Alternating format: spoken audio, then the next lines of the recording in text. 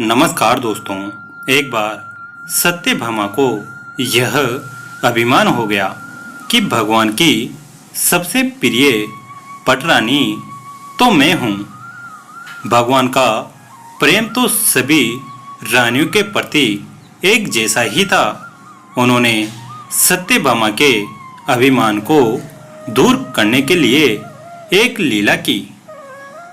भगवान की प्रेरणा से उन दिनों नारद जी वहां आए। सत्यभामा ने नारद जी से कहा, मुझे हर एक जन्म में श्री कृष्ण जैसे पति ही मिले, ऐसा कोई उपाय बताओ। नारद जी ने कहा, आप जिस वस्तु का इस जन्म में दान करेगी वह वस्तु अगले जन्म में प्राप्त होगी। यदि आप श्री कृष्ण को अगले जन्म में पति के रूप में प्राप्त करना चाहती हैं तो उनका दान करो। सत्यभामा जी तो श्री कृष्ण का दान करने के लिए तैयार हो गई, किंतु उनका दान ले कौन? जब कोई दान लेने के लिए तैयार न हुआ तो सत्यभामा ने नारद जी को इसके लिए तैयार किया। आखिरकार नारद जी ने स्वीकृति दे दी। संकल्प करके सत्यभामा ने श्री कृष्ण का दान कर दिया। नारद जी श्री कृष्ण को लेकर चलने लगे। सत्यभामा घबराई और बोली, मेरे पति को लेकर आप कहाँ जा रहे हैं? नारद जी ने कहा, आपने अपने पति का दान कर दिया है। श्री कृष्ण अब मेरे हैं। श्री कृष्ण मुझे दान में मिले हैं, अतः इन पर मेरा अधिकार है। सत्यभामा को अपनी गलती का एहसास हुआ। वे नारद जी से श्री कृष्ण की मांग करने लगी। नारद जी ने कहा, ऐसा कैसे हो सकता है? दान में दी गई वस्तु फिर ली नहीं जाती और मैं दूंगा भी नहीं। ये बात जैसे ही सारे महल में फैली, सभी रानियां दौड़ी चली आई। रुक्मणी भी वहां उपस्थित हुई। सभी रानियां नारद जी से प्रार्थना करने लगी, हमारे कृष्ण को लौटा दीजिए।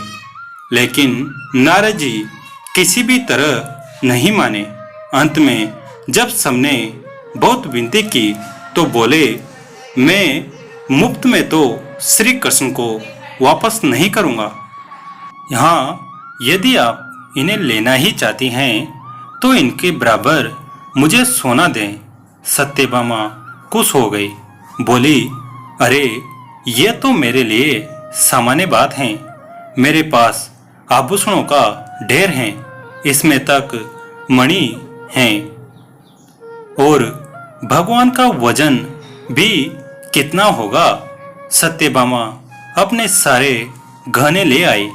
तराजू के एक पलड़े में लीलानाथ भगवान श्री कृष्ण को बैठाया गया और दूसरे पलड़े में आभूषण रखे जाने लगे। सभी आभूषण रख दिए गए, किंतु श्री कृष्ण का पलड़ा जरा सा भी ऊंचा नहीं हुआ।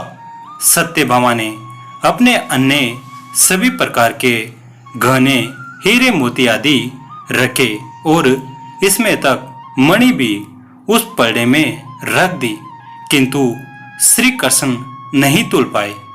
जीव को जब अभिमान हो जाता है तब भगवान हल्के कैसे हो।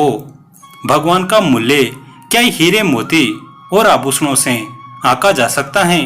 भगवान क्या दरवे से खरीदे जा सकते हैं?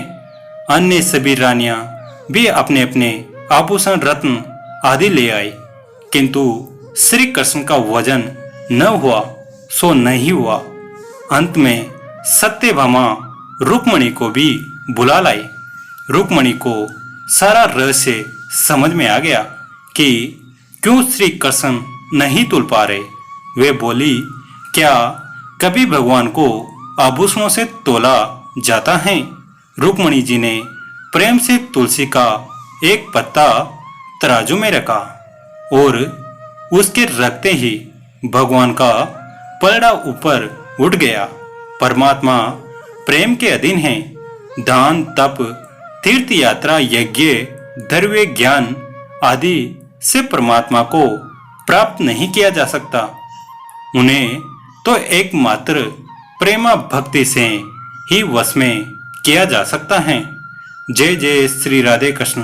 दोस्तों, ये कहानी कैसी लगी कमेंट करके जरूर बताइए। वीडियो को लाइक करें, चैनल को सब्सक्राइब करें। धन्यवाद।